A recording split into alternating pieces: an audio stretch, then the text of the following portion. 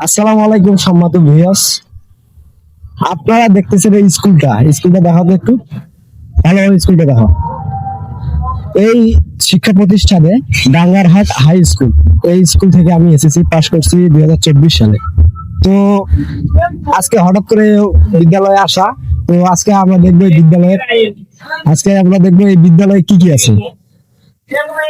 যে সামনে ক্লাসটা দেখতেছেন এটা হচ্ছে ক্লাস 10। এই ক্লাসে আমি পড়ছি। ভেতরে দেখেন সেই ক্লাসরুম যেখানে আমি পড়াশোনা করছি দীর্ঘ 2 বছর এই ক্লাসে ছিলাম আমি। তো এই যে সেই বেঞ্চ দেখেন, এই একটু দেখাও। এই যে সেই বেঞ্চ, এখানে বসে আমি ক্লাস দেখতাম। ওখানে স্যার পড়াতো, লেকচার দিত, তার কথা শুনতাম, নোট করতাম। এই যে white board plus black board. আমি কিন্তু এই রুমেই 2 বছর ছিলাম, এই রুমে 2 বছর ধরে লেখাপড়া করছি। And আমাদের বিদায়ের সময় এই রুমটা আমরা ভালোভাবে সাজিয়েছিলাম। যাই হোক, আজকে পয়লা বৈশাখ, আজকে বৈশাখ মাসের প্রথম দিন, বাংলা নববর্ষ। তো সেই উদ্দেশ্যে আর কি স্কুলে আসছি বেড়াইতে। তো এগুলা দেখে একটা অন্যরকম একটা অনুভূতি হইতেছে। যেমন আগেরকার স্মৃতি, আগে কি করছিলাম, কি ছিলাম, আর এখন কি হয়েছে। তো যাই হোক, সময় কারোর জন্য অপেক্ষা করে না।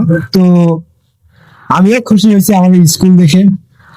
আর পাশে এদিকে বাইরে এসে তো পাশে দেখতেছেন এই যে অনুষ্ঠান হইতেছে, সবাই আসছে। যেমন এখানে দেখেন ব্যাকগ্রাউন্ডটা,